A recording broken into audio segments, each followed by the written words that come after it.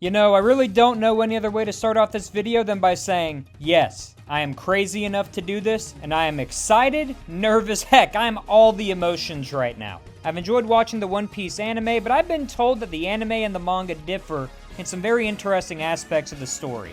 So armed with box set 1 of the manga, I'm going to explore how true this sentiment is. Now, full disclaimer, this isn't 100% blind in terms of story. I'm in the Dressrosa arc in the anime, so I've seen everything from the first part of the Grand Line. So while unfortunately this won't be my first reaction to the material, I'm excited to experience through a new medium once again. As for how I'll be structuring this series, each episode will cover a single volume of the manga, and I'll be breaking down cool aspects of the story, historical references, things I notice upon reading, and differences between the anime and the manga, and whatever else pops into my head as I digest the material. So with that being said, make sure to hit the subscribe button if you're new to the channel, it helps me out a lot. And let's dive into One Piece Volume 1, Romance Dawn, featuring chapters 1 through 8. Part 1, Introduction. Off the bat, I want to start off by just expressing how impressed I am with how much Oda is able to convey to his audience off of a single page of his story. We not only see Roger's final moments, but we are also told that he achieved everything. Wealth, fame, and power. But it doesn't end there. Roger challenges the world to find his treasure immediately prior to his execution.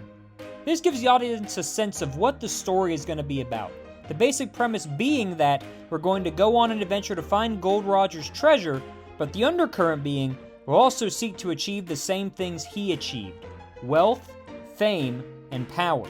I also want to quickly mention that Oda has a deep appreciation for history, and it was something that I learned about while I was researching him prior to this video. And upon research, I actually found out that he based a lot of his characters off of real-world pirates or other historical figures. So in an attempt to sort of show where Oda got his inspiration from as I'm making these videos, I'll point out the real-life comparisons that some of these One Piece characters were based on. I'm going to point out the real-life people who some of these characters are based on.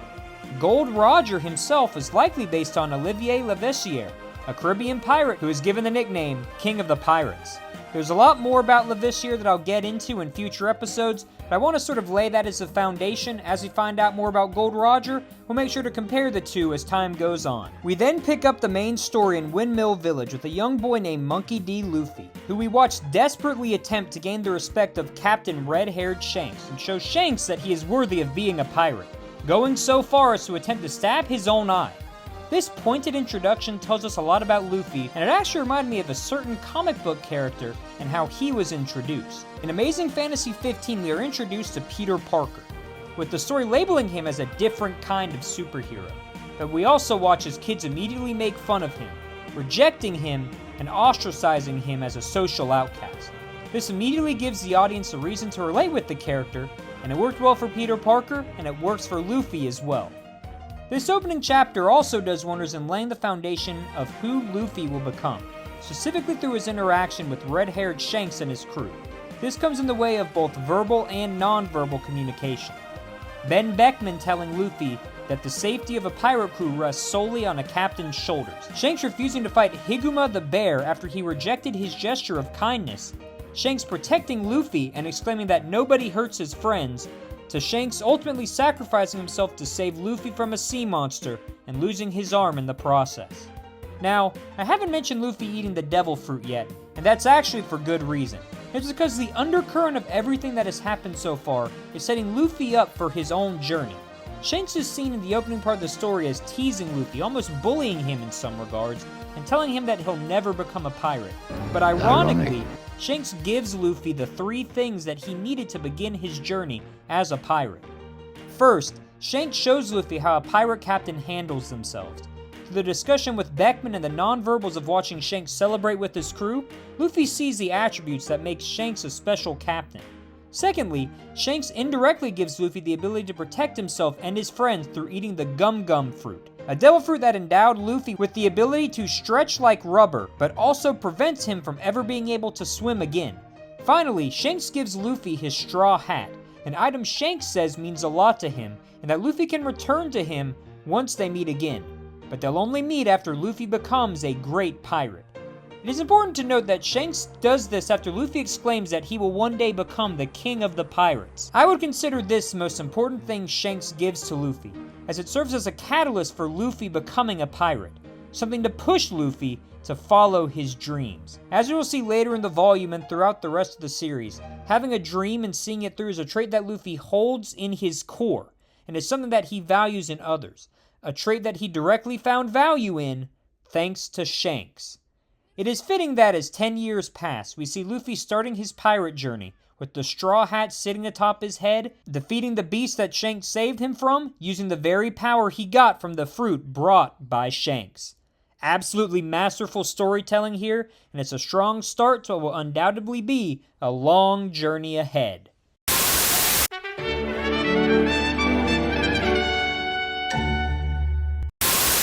Part 2, Alvida and Zoro. This covers chapters 2 through 3. I think one of the most interesting things to consider in the second chapter of this story is that Iron Mace Alvida is the second ever pirate captain we see interacting with the crew in the story, and her interactions are sharply contrasted with that of Shanks.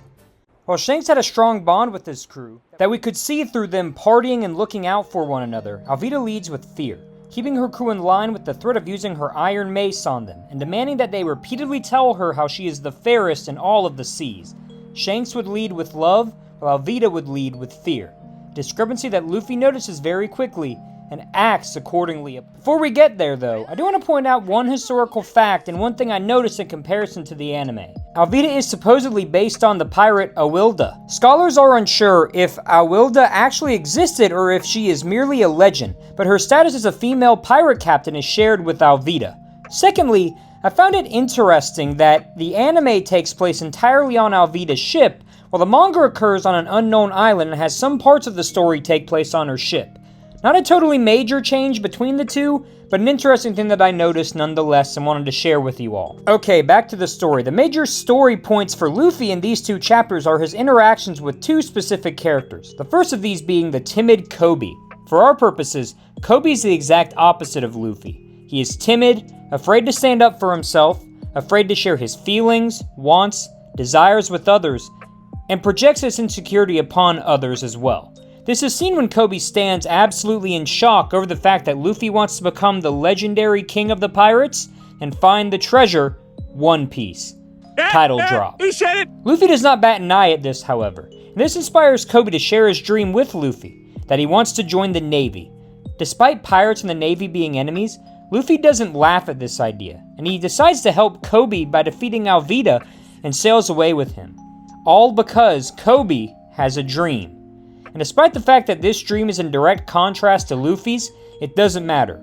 Alvida's mention of a famous bounty hunter also leads us to meet the second character who Luffy interacts with, the legendary demon pirate hunter Rowanoa Zolo.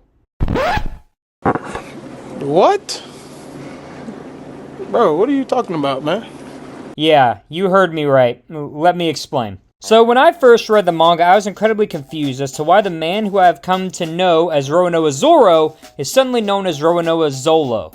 After researching this, I discovered that it was due to a translation error, as the Japanese language does not have enough distinction between the letter L and the letter R. Just wanted to throw this in there as a little fun fact, and to also mention that despite my manga calling him Zolo, I will be calling him Zoro for the remainder of the series. We find Zoro tied up on a stake in the naval-based town. Our first real interaction with Zoro isn't actually with Luffy, but with the little girl who attempts to feed Zoro, and subsequently, Helmeppo, who stomps on the rice balls made by the little girl and mocks Zoro. Luffy then asks Zoro to join his crew, but Zoro refuses, saying that he needs to remain tied up for 1 month, and then he will be free to once again pursue his dream. This is an important moment in the story, as once again, discussion about dreams are brought up. As soon as Luffy hears about this, he immediately leaves Zoro alone, which leads to us finding out two important pieces of information. 1. Zoro got tied up on the stake as a result of protecting the little girl who attempted to give him food from Helmeppo's dog. And 2. The Navy was never planning on releasing Zoro, but instead, they plan on executing him in 3 days. This is something that leads to Luffy punching Helmeppo in the face, setting up the ending of the volume.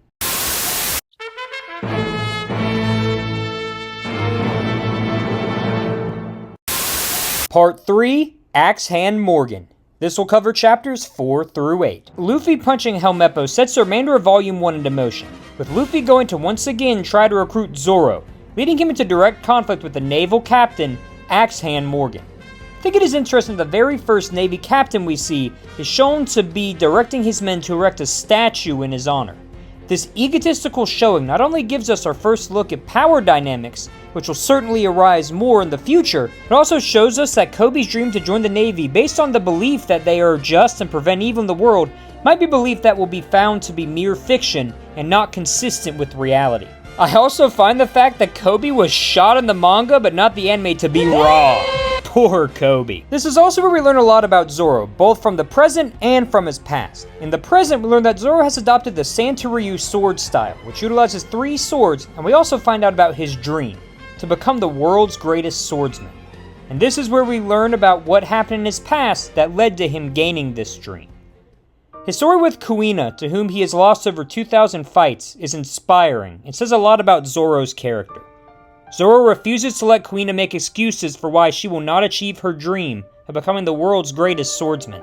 Instead of letting her wallow in self-pity, Zoro challenges her, so that they will both work hard, and that one day, one of them will eventually become the world's greatest swordsman. Unfortunately, this is short-lived, as we find out that Kuina died after falling downstairs, leaving Zoro as the only person who can accomplish their shared dream of becoming the world's greatest swordsman. Remembering this is the inspiration Zoro needs to finally join Luffy's crew, as he and Luffy team up to take down Axan Morgan. Like I talk about how amazing Zoro and Luffy's teamwork is, I instead want to end the discussion of Volume 1 with how the central theme of dreams plays a role in Luffy departing from Kobe. As Marine officers tell Luffy that he and Zoro need to leave, they are reminded of Kobe's dream. He wants to join the Navy, but after being seen with Luffy, that dream has likely been vanquished. Luffy finds a way to twist this, however, baiting Kobe into punching him, showing that Kobe owes no loyalty to Luffy and Zoro, and allowing Kobe to be accepted into the Navy. It's an incredibly powerful scene that is made even more powerful with Luffy and Zoro's departing shot from the naval base, seeing Kobe and the other Marines saluting the duo. The final sign of Kobe's friendship, and his way of thanking Luffy for allowing him to follow his dreams. I'm not going to get into the introduction of Nami in this episode, as I'll be saving that for Volume 2, but I do want to mention one more thing before we go.